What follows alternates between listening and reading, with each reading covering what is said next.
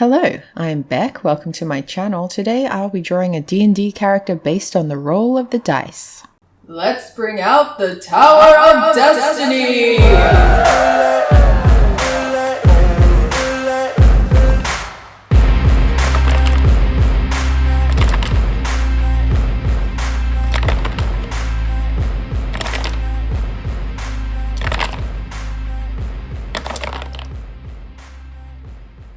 Now we have a Satyr Druid, and because it's mermaid, I will be incorporating some mermaids into this drawing, but let's dive right into what a satyr is according to the rules of D&D.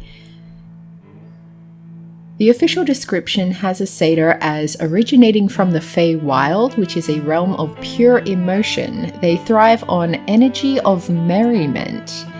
They resemble elves but have goat-like legs, cloven hooves, and ram or goat's horns. The magic of the Fey realm has given them an innate ability to perform, to delight, and to resist magical intrusion. While they're usually found in the Feywild, satyrs do wander to other planes of existence, most often the material plane. There they seek to bring a bit of their home plane's splendor to other worlds. Special traits of a satyr include Ram, where you can use your head and horns to make unarmed strike, and when you hit with them, the strike deals 1d6 plus your strength modifier in bludgeoning damage. Magic Resistance, where you have advantage on saving throws against spells. Mirthful Leaps, whenever you make a long jump or high jump, you can roll a d8 and add the number rolled to the number of feet you cover, even when making a standing jump. This extra distance costs movement as usual. And Reveler. As an embodiment of revelry, you have proficiency in the performance and persuasion skills, and you have proficiency with one musical instrument of your choice. So even though this one isn't a bard, he's still got a vibe about him, I think. He still likes to have a little bit of fun, and because of that, and because we're playing as a druid, I thought I would have him be a pirate type guy, and I'll get into that in a second because first we need to talk about what is a druid. Druids are an embodiment of nature's resilience, cunning, and fury, whether calling on the elemental forces of nature or emulating the creatures of the animal world. They claim no mastery over nature, instead they see themselves as extensions of nature's indomitable will. Now that plays in with the vibe of anyone from the Feywild. They are very wild creatures, as the name would indicate, so they are used to being one with nature. And one of the things with druids, other than being able to turn into animals as one of the more famous traits, is they have various subclasses which are called Circle of something.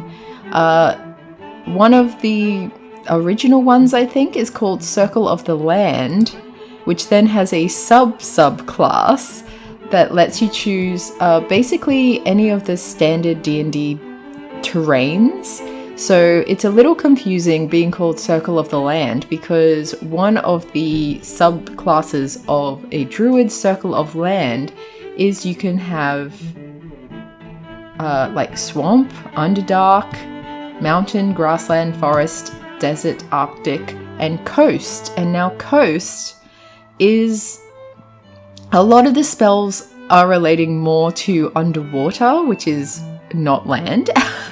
But I would have this character be a druid Circle of Land for the coast. And that is because, among other things, at 5th level you get water breathing and water walk. So water walk allows you to walk on top of water. Water breathing allows you to breathe underwater for 24 hours. And I think you can also cast it up to 10 willing creatures, so you can cast it on other characters as well. This is very handy if you're trying to draw a character with mermaids.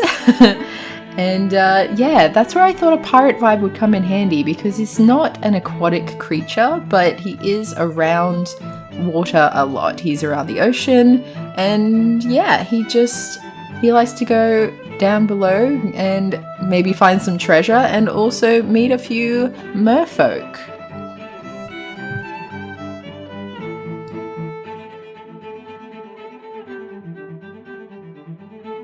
Now, if we have a look at his ability stats, he's got the highest dex and intelligence with +2s on both of those.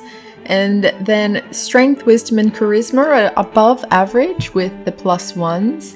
And his constitution is -1, which makes me think he's had a pretty privileged upbringing. I think this is maybe someone who grew up feeling oppressed by his station, so maybe like a prince or a duke or something like that, and got sick of being told what to do all the time and decided to be a pirate instead. So he ran away, kind of like the cliche of running away to the circus, but instead he ran away to join a pirate crew and go on adventures on the sea.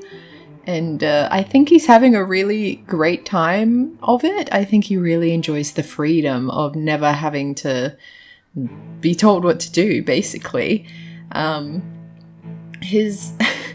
He's probably not great at anything like, staying up super late or going without food or rations for too long. But with the skills he's got, I don't think he would ever start. Like, he can go underwater and just catch food directly by seeing where the fish are and stuff like that. And of course, in the world of D&D, it is very difficult to starve. There are spells like Goodberry that allow you to just produce food, and that is a druid spell, so he could also do that for himself and a certain number of shipmates on the crew. It could be a small crew, so the whole adventuring party could make up the entirety of the pirates on this ship, and this could be a really fun character to play.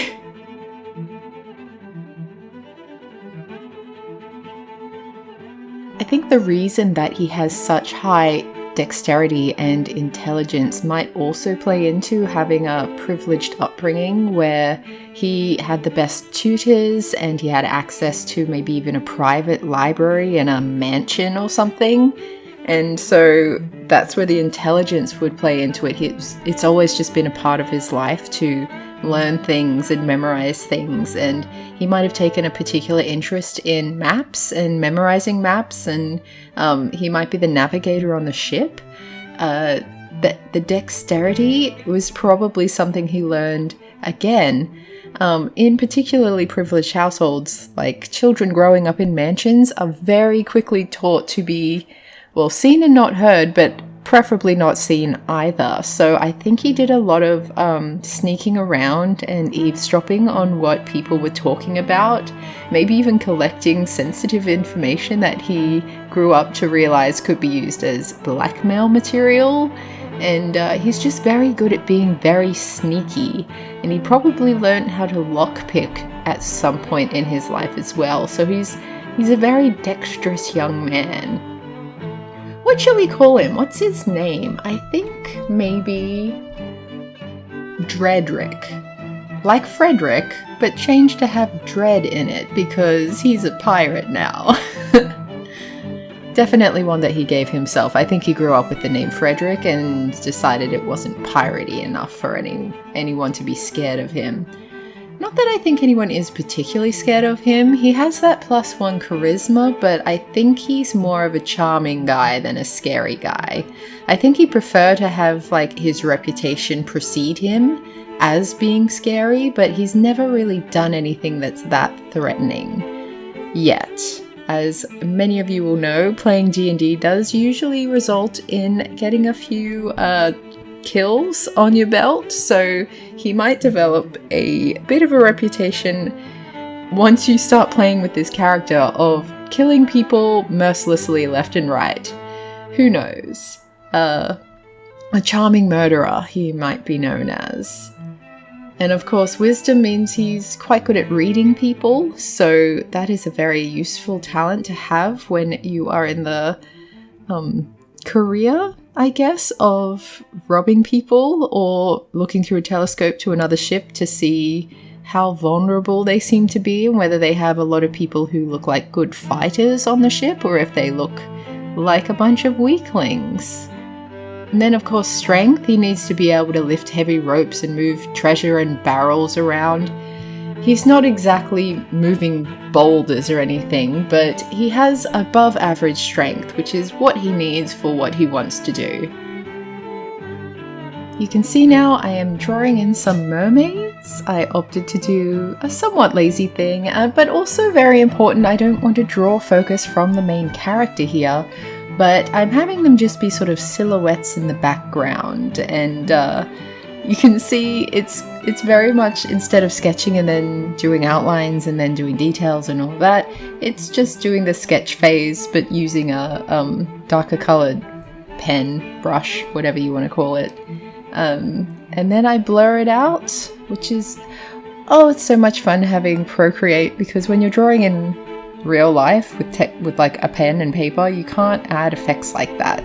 You need to know what you want to do before you even start, because then you need to have the specific tools for, like, if you want something to have fuzzy edges, you need something that's smudgeable and all of that jazz. A little bit of drawing insight for you there.